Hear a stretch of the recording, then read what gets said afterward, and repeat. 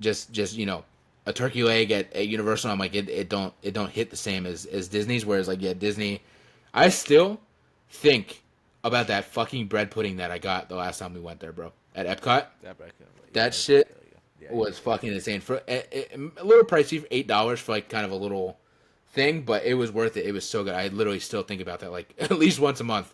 I'm like, damn, I wish I could go to Epcot and get some of that bread pudding. It was so good. yeah.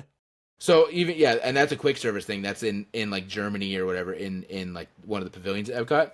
But even the sit down food is even better. Like when you go to a restaurant, it's yeah. To me, it's not even comparable. It's really good. Well, to be fair, I think Epcot far more than any of the other parks is more well known for their like food and drink and stuff like that. I feel like they're just that's like the highest echelon of like food outside of like any of the fancy restaurants that you get at like Magic Kingdom or something like that. All right, for sure. Um, yeah, I'm trying to think of what else. I will say Universal is definitely more affordable. It's definitely cheaper than Yeah, Disney. for sure. Not by a ton, but it is more affordable for sure. But I do think too, like yeah, it just like it comes down to what you're looking for, I guess, because like friend of the pod, Mr. Richie Pepperfield, huge theme park guy. He's literally at the theme parks like every weekend. He has annual passes to Disney and Universal, and when he goes, he'll make a day of it and stuff. So he'll go to Universal for 4 hours, and then he'll hop in the car and he'll go to Magic Kingdom or Epcot or wherever for like the rest of the day. But I still do feel like I see him more at Universal because like that he loves thrill rides and stuff like that.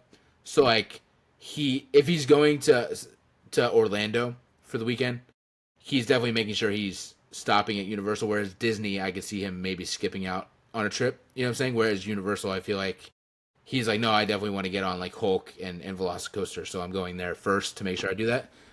Whereas yeah, like me, I like rides, but I'm more of like a story ride, little bit of thrill kind of thing. Like Tower of Terror, I'm never riding that, not my forte. Uh, Rock and Roller Coaster, I've ridden multiple times, but even now with the Vertigo, I'm like definitely not doing that. Space Mountain is probably the most extreme I'll get, and even then, I get vertigo, but I'll deal with it because I just love the ride so much.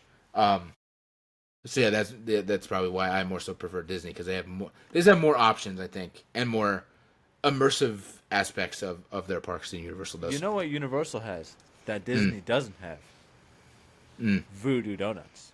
That is true. That is true. That is true. That is very good. And City Walk in general is just really cool. But I mean, City Walk is awesome. Yeah. Disney does have Disney Springs, which is great and bigger than City Walk. But I think the appeal for City Walk is that it is right outside of the park. Like if you're going to Disney Springs, it's cool and it's still convenient. But if you're at the park, you have to leave the park fully, get in your car or get on a bus or get on the Skyline or whatever. You have to get into a transportation situation to then go there. Whereas City Walk, you leave the park and just you have to go through City Walk to leave. So that is a perk to where you're leaving and you want to stop and grab something to eat or stop and grab a dessert or you want to go into a bar.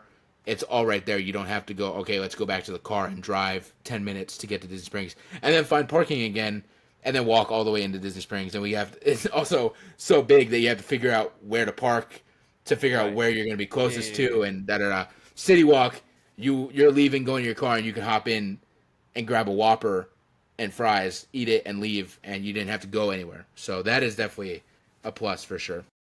Yeah. But yeah, I think that might be it. I don't know what else. yeah, I'm trying to think. Merchandise, I feel like they both kill it. I feel like they do. Disney's Yeah. always killed it. Universal has definitely stepped up their game. They definitely now are more like they definitely now lean more into the collector aspect. I feel like for a few years they didn't, and they just had like they obviously always had new merch, but it was just like normal like T-shirts and hats and whatever toys there were.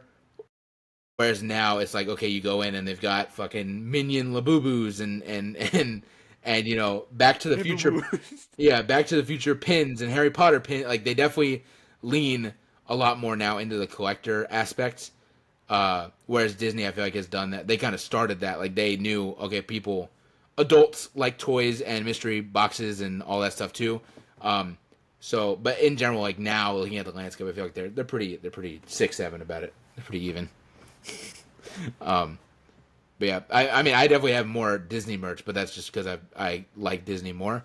I just I don't think I posted it yet on my Bridger's Bounty account. I posted, or I'm gonna be posting a video of not my whole Disney pin collection, but like my cork board that I have. So that's pretty cool. to see if anybody's interested in that. Go check that out.